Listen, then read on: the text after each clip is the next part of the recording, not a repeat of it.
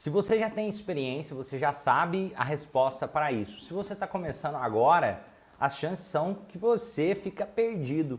Olha, qual a técnica que eu uso para tratar depressão? Qual a técnica que eu uso para tratar fibromialgia? Qual a técnica que eu uso para uma fobia? Qual a técnica que eu uso para um ataque de pânico?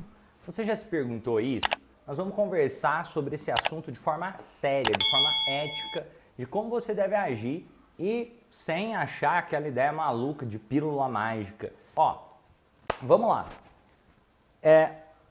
Você já lidou com um cliente e na hora você ficou pensando, caramba, será que eu faço com esse caso?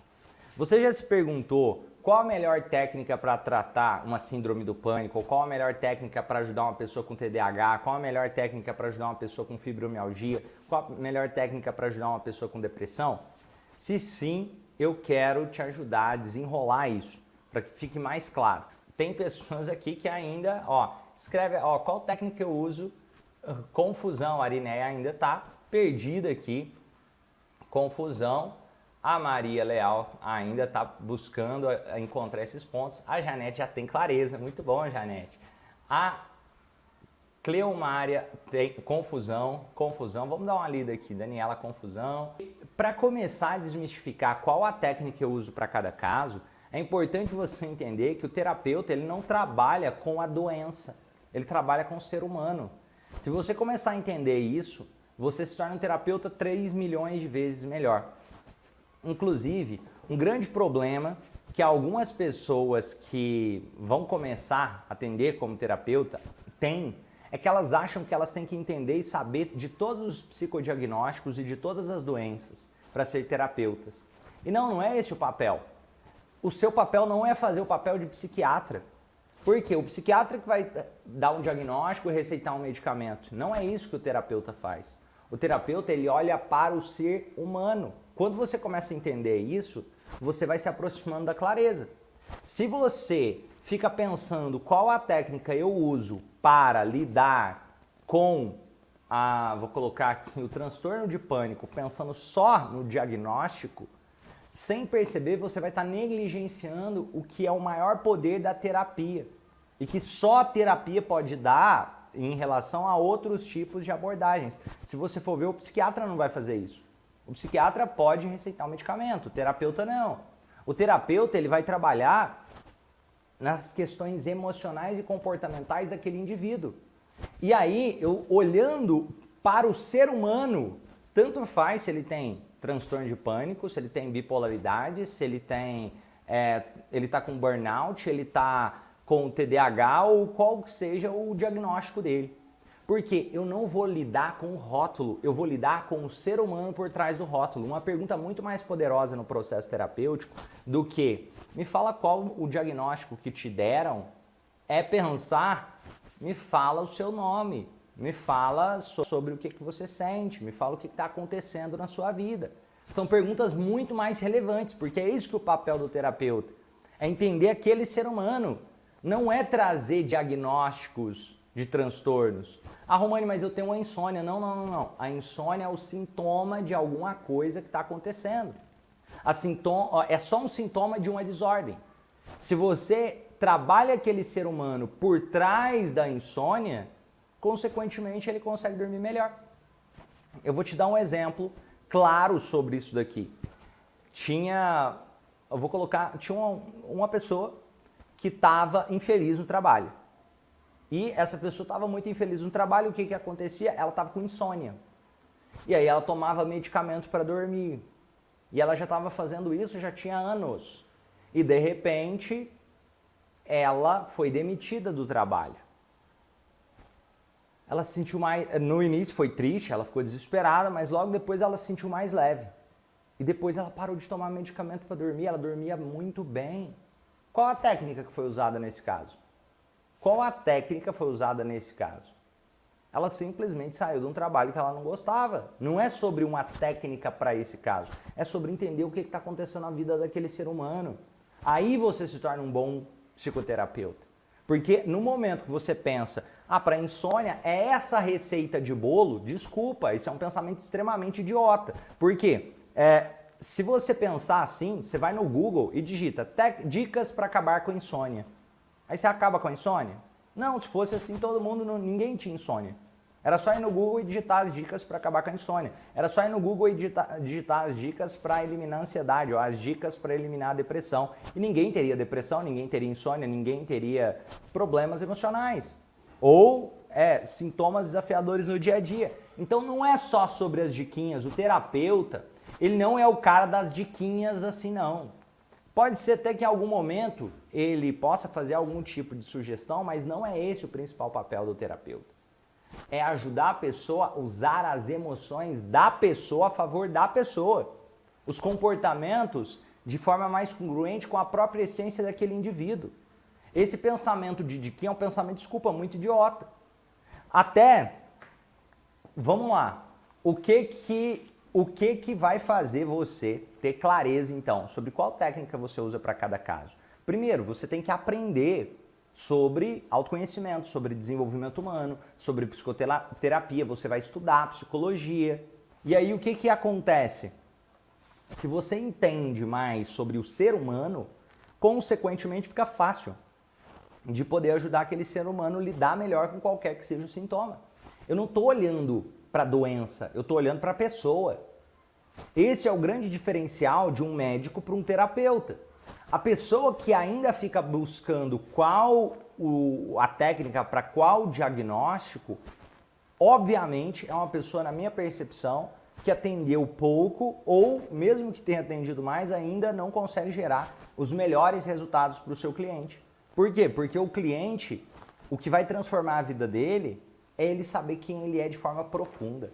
É ele entender mais sobre emoções, sobre comportamentos de acordo com a própria essência. E vamos lá, eu vou te dar um exemplo claro. Ó, imagina, independente da questão que seja, pode ser insônia, pode ser compulsão alimentar, pode ser um ataque de pânico, pode ser qualquer outra coisa, uma depressão. Você vai levar em conta, se você quiser ser um bom terapeuta, você vai levar em conta a parte comportamental, a parte emocional dessa pessoa e você vai levar em conta o que eu chamo das 3 mentes. Quais são as 3 mentes, Romani? As 3 mentes são a mente biológica. O que é a mente biológica? É o corpo. Eu chamo de mente biológica, mas eu falo a parte biológica no geral. Por quê? Como está a alimentação dessa pessoa, como está o sono dessa pessoa, como está a rotina dessa pessoa e colocando aqui nessa parte da mente biológica, entendendo, essa pessoa está bebendo água? Essa pessoa está descansando? Por quê? Essa pessoa respira? Para respirar? Porque às vezes a pessoa está com ansiedade, mas o que está acarretando essa ansiedade é porque essa pessoa não está dormindo bem. E aí, pelo problema da falta de sono, ela vai ter mais problemas para regular a dopamina, ter mais cortisol, de repente ela fica ansiosa. Ou de repente ela desencadeia outros problemas por causa de não estar dormindo bem. Aí quando eu consigo somente trabalhar estratégias que vão ajudar ela a mudar um pouco da alimentação dela, estratégias para mudar um pouco da rotina relacionada ao sono, um pouco das estratégias relacionadas à ingestão de líquido, de repente ela melhora a ansiedade. Eu vou te dar um exemplo aqui, se a pessoa ficar comendo só porcaria, às vezes essa pessoa está em depressão e não é porque ela sofreu um trauma, é porque ela está comendo só porcaria. Então eu vou levar em consideração a parte biológica. Na parte biológica que eu falo no meu método é o seguinte, você pode perguntar para a pessoa, me fala sobre a sua rotina no dia a dia, o que você almoça geralmente, onde você almoça? O que você come no café da tarde, o que você come no café da manhã? O que você come no período da noite? Faz pelo menos essas perguntas. De repente você vai ver que tem pessoas que estão achando que estão super saudáveis, só que o cara almoça bolacha recheada. E está achando que aquilo não tem impacto nas emoções dele. Aí você pega, da mesma forma nessa parte biológica, pedir para a pessoa parar para respirar, ajudar a pessoa a ensinar a respirar, ensinar uma respiração diafragmática. Isso pode reduzir muitos dos sintomas de insônia, de ansiedade e de outras questões. É comum as pessoas não pararem para respirar. E no dia a dia vai gerando estresse. Outra coisa, ingestão de líquido. Se você não bebe água, mais 70% do nosso corpo é água. Não tem como o seu cérebro ficar bem, não tem como. Vamos lá, primeiro ponto, você vai conversar sobre isso com o seu paciente, com o seu cliente. Segundo ponto, você vai trabalhar a parte emocional. Emocional é emocional, não é sobre o diagnóstico em si, é sobre as emoções dele e os sentimentos dele em relação a o que está acontecendo. Às vezes a pessoa está com problema de insônia. Aí você pergunta para ela, qual que é o sentimento que acompanha essa insônia? Aí de repente a pessoa fala uma frustração. Você vai trabalhar a ressignificação da frustração. Ou vamos supor que a pessoa fala, eu tô com problema de vício. Qual que é o sentimento que acompanha a frustração? Pode ser também. O sentimento pode ser o mesmo para diferentes questões. Tem que tirar a ideia idiota de que cada tipo de problema acarreta um sentimento específico. Tem gente que cria essas regrinhas, ó, a pessoa tem insônia, então isso é devido à raiva. A pessoa tem problema de pele, isso é devido à angústia. Não é. Porque cada pessoa tem uma vida diferente. Exemplo, às vezes a pessoa está com problema de pele porque é questão genética. Outra pessoa vai estar com problema de pele é porque ela não está se alimentando bem. Outra pessoa vai estar com problema de pele porque realmente teve questão emocional. Às vezes um abandono do pai. Às vezes um momento que essa pessoa talvez tenha sido violentada. Às vezes essa pessoa tenha sofrido algum tipo de pressão no trabalho, alguma coisa que emocionalmente pode ter ajudado a desencadear uma baixa imunidade e, consequentemente, o problema de pele. Mas cada pessoa é única. Sem conversar com essa pessoa, desculpa o termo, é burrice ficar criando essas regrinhas.